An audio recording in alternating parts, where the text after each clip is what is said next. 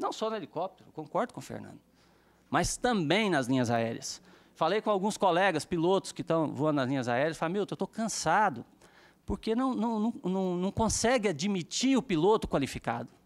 Mas não é o piloto... Veja bem, ele fala, não consegue admitir o piloto qualificado. Na história desse país, nós não temos centro de treinamento para qualificar piloto. Na nossa história, quem qualificou os pilotos até o ano de 2010 sempre foi o táxi aéreo. Obrigado pela oportunidade e aberto às perguntas. Muito bem, companheiro Milton. Uma grande explanação e uma grande contribuição com essa subcomissão.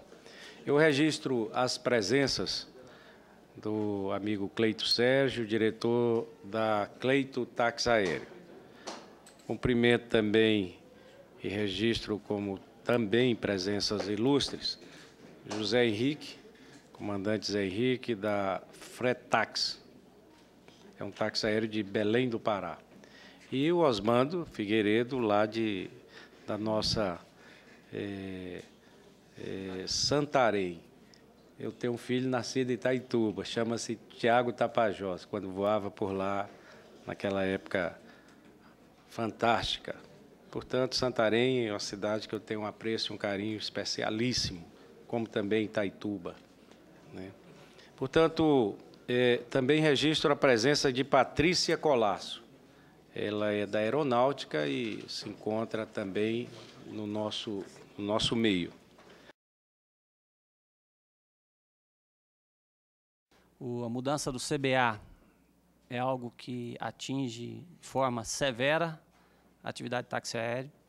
Eu vou ter a audácia de dizer para os senhores que eu conheço boa parte dessa legislação e tenho condição de discutir essa legislação, mas eu não consegui entender qual o objetivo da mudança do CBA, a não ser de nos tirar dos principais aeroportos do país. Eu não consigo entender outro objetivo a não ser esse.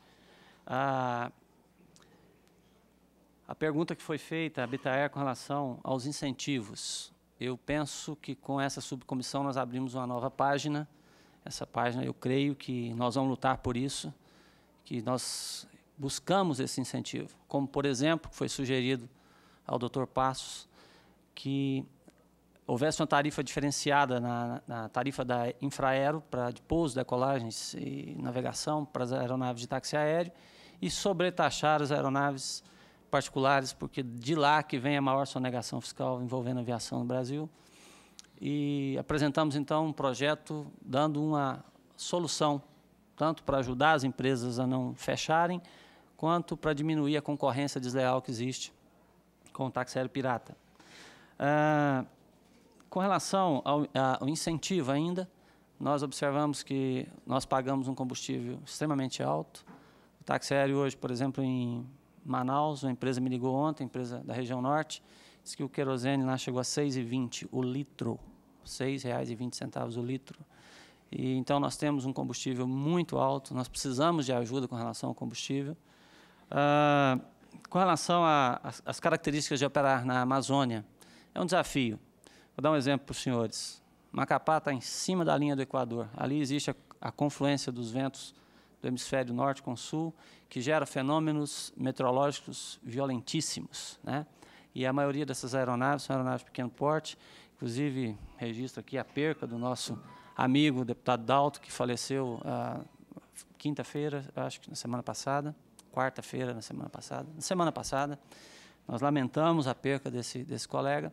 E nós temos, então, por exemplo, Macapá, nós não temos uma aproximação radar. Nós destacamos também o excelente trabalho que os controladores de voo vêm prestando no Brasil, principalmente no Brasil profundo. Nós sabemos que, nós aviadores sabemos que existem vários pontos cegos, vários pontos que você não consegue comunicar com os centros de controle, e eles, do meu ponto de vista, merecem o nosso respeito pelo excelente trabalho que eles têm feito na Amazônia.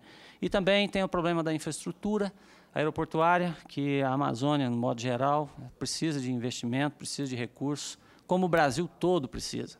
Mas o foco, aquilo que se destaca mais, são os grandes centros, mas nós temos pistas na Amazônia que tem que conhecer, porque é muito complicado. Então, às vezes você vai lá e tira uma pessoa que está com malária ou um picado de cobra. Isso é realidade. O Brasil, ele é um país atípico, né? Você tem vários países dentro desse continente chamado Brasil. E a Amazônia, com certeza, é um desafio para o operador de táxi aéreo, até mesmo porque quando ele vai fazer um resgate, ele vai fazer um transporte de valores, muitas vezes ele tem que mentir para onde está indo, porque aonde ele está indo não tem homologação e não consegue se homologar. Então, por causa da nossa herança burocrática que nós temos no país. Então, respondendo a pergunta com relação aos desafios de operar na Amazônia. Se existem melhorias nos auxílios à navegação, eu, sinceramente, eu desconheço. A revalidação de tripulantes se melhorou. As empresas de médio porte conseguiram atingir um padrão onde dentro das empresas possuem seus próprios checadores, e isso realmente facilitou a nossa vida. E a ANAC, no ápice da nossa crise, que foi 2010, onde a ANAC, eu não sei qual motivo, houve um descredenciamento geral dos examinadores, checadores de pilotos, e ali nós entramos em crise, e a ANAC, então, promoveu um novo curso de examinadores, e ali, então, nós tivemos a oportunidade de credenciar vários examinadores para a empresa, e isso realmente facilitou. Porém, nós estamos longe do ideal, mas houve uma melhora com relação à revalidação dos pilotos, mas estamos longe do ideal. A consequência da mudança de legislação precisa, sim, é uma questão muito técnica, mas, no resumo, a mudança de legislação, ela dificulta o acesso do jovem piloto, do piloto de primeiro emprego. Eu acho que isso tem que ser revisto, tem que ser conversado. Eu falei na ANAC, no Rio de Janeiro, essa semana, com um dos responsáveis pelo setor de táxi aéreo, e falando da necessidade que nós temos de ter uma legislação diferente. Ele falou: Milton, nós vamos trabalhar com isso, para que haja uma legislação diferente. Então, fica esse pedido humilde, clamor, né, das empresas que se criem uma legislação diferenciada para os níveis de empresa. Não podemos, de forma alguma, compactuar que uma empresa que faz um voo transcontinental seja a mesma exigência de uma empresa que opera na Amazônia, que voa um monomotor. Qual o resultado prático das reuniões com a ANAC? Nós entendemos que cada reunião, que cada fórum de debate é um tijolinho que você coloca ali no alicerce de uma casa. Então, às vezes, os resultados não têm a velocidade que nós gostaríamos que tivesse. Porém, eu entendo que, por parte da ANAC, por parte da Bitaer, está havendo um avanço no diálogo. Hoje, a Bitaer conseguiu já uma abertura de comunicação com a ANAC, que há 1 ano e meio atrás não existíamos, nós não tínhamos essa fala, essa oportunidade. Então, nós entendemos que está havendo um crescimento, senador. E isso aí, os aviadores, empresários, agradeço muito o esforço que o senhor tem demonstrado com a categoria. Obrigado mesmo. O táxi aéreo, ele é um prestador de serviço público e eu não consigo ver ele deixando de ser público para ser privado.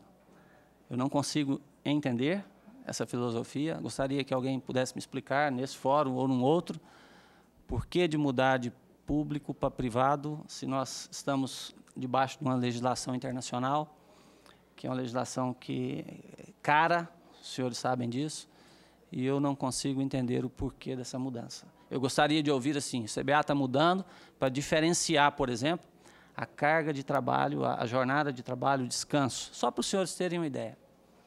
Se um aviador de táxi aéreo decolar de Brasília para Goiânia, são 180 quilômetros. Se ele decola às 6 horas da manhã, e ele decola de Goiânia de volta às 21 horas, e nesse período que ele está em Goiânia, ele vai para um hotel, um táxi vai pegá-lo no aeroporto, levá-lo para o hotel, ele vai ter o seu amparo, a sua necessidade suprida de descanso. Esse aviador não pode voar no dia seguinte. Ele não estoura a jornada de trabalho, ele estoura o descanso.